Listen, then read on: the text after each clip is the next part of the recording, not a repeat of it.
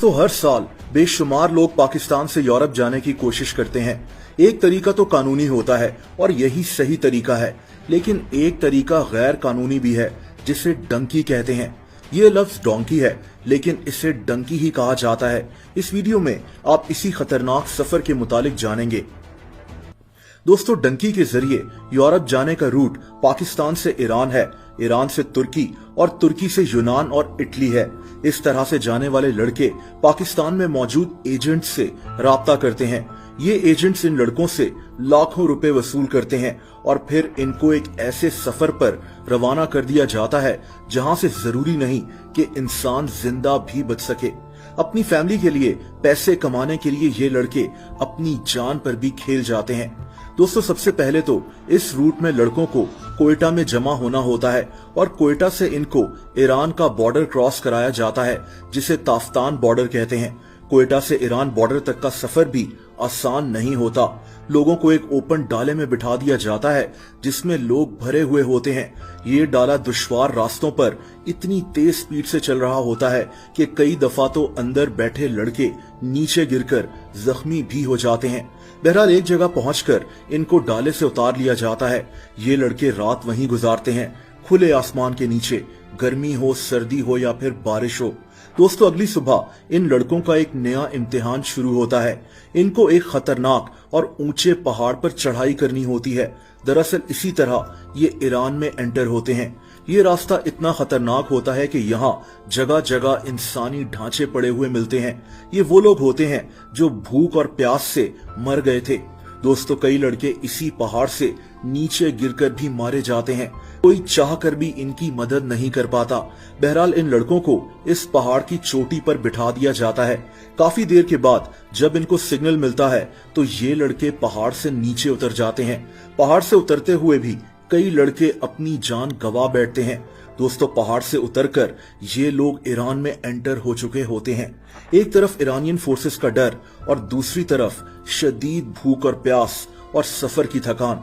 यहाँ से इनको कभी एक डाले में लोड कर दिया जाता है और कभी तो इनको टैक्सी की डिग्गी में छुपा दिया जाता है, जहाँ एक डिग्गी में 3-3 लड़के मौजूद होते हैं।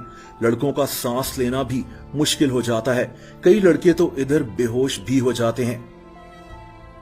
बहरहाल, इसके बाद ये लोग ईरान की एक जगह पहुंचते हैं। यहाँ से रात में इन लड़कों को 4 से 5 घंटे फिर से पैदल सफर करना होता है। दोस्तों, इसके बाद कई गाड़ियां तब्दील करके लोग ईरान के शहर तेहरान पहुंच जाते हैं और वहां से इनको तुर्की का बॉर्डर क्रॉस कराया जाता है। ये काम भी बहुत मुश्किल है। तुर्की ईरान बॉर्डर पर फौजी पहरा दे रहे होते हैं, इसीलिए इन लोगों को भागकर बॉर्डर क्रॉस करना होता है। जो पीछे रह जाए उसको पकड़ लिया जाता है। खैर, यहाँ से इनको एक वैन में बिठाकर इन लोगों को तुर्की के एक शहर ले जाया जाता है। ये सफर 12 घंटे का होता है।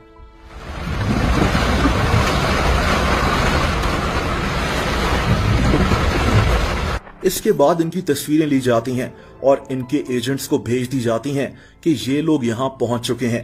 दोस्तों, यहाँ से ये लोग ऊंचे ऊंचे पहाड़ क्रॉस कर एक समंदर के किनारे पहुंच जाते हैं, जहाँ ये लोग छुपकर बैठ जाते हैं। यहाँ से इनको एक और गाड़ी में लोड करके एक गांव में उतार दिया जाता है। इस गांव से इन लोगों को फिर से 5 या 6 घंटे पैदल चलना पड़ता है। दोस्तों, क्योंकि ये लोग गैर कानूनी तरीके से तुर्की में होते हैं तो हर वक्त खतरा होता है कि कहीं पुलिस इनको पकड़ ना ले। खैर, तुर्की से अब इन लोगों को यूनान यानी ग्रीस और इटली जाना होता है। ये सफर समंदर के जरिए भी किया जा सकता है और जमीनी रास्ते से भी। जमीनी रास्ते से जाना काफी मुश्किल हो जाता है। तुर्किश फोर्सेस यहाँ बहुत एक्टिव होती हैं, लेकिन दूसरी तरफ समुद्री रास्ता बेहद खतरनाक हो सकता है। ऐसे कई वाकयात सामने आए हैं जब समुद्री सफर में कश्तियां डूब चुकी हैं। इन लोगों को छोटी छोटी कश्तियों पर भी सफर करना होता है। समंदर की तेज लहरें या कोई तूफान किसी वक्त भी जानलेवा साबित हो सकती हैं। ये समुद्री सफर बहुत लंबा होता है। हर वक्त ये खतरा भी होता है कि यूनानी फोर्सेस इन लोगों को अरेस्ट कर सकती हैं। समंदर के रास्ते ही ये लोग यूनान और इटली पहुंचते हैं और यूं इनका ये खतरनाक सफर खत्म हो जाता है। दोस्तों, कोई नहीं चाहता कि वो अपना मुल्क छोड़कर गैर कानूनी तरीके से इतना खतरनाक सफर करे, लेकिन ये लोग अच्छे मुस्तकबिल की तलाश में होते हैं। बहरहाल, किसी भी मुल्क में एंटर करने के लिए कानूनी रास्ता ही अपनाना चाहिए। इसके मुतालिक आपका क्या ख्याल है, कमेंट्स करके जरूर बताएं।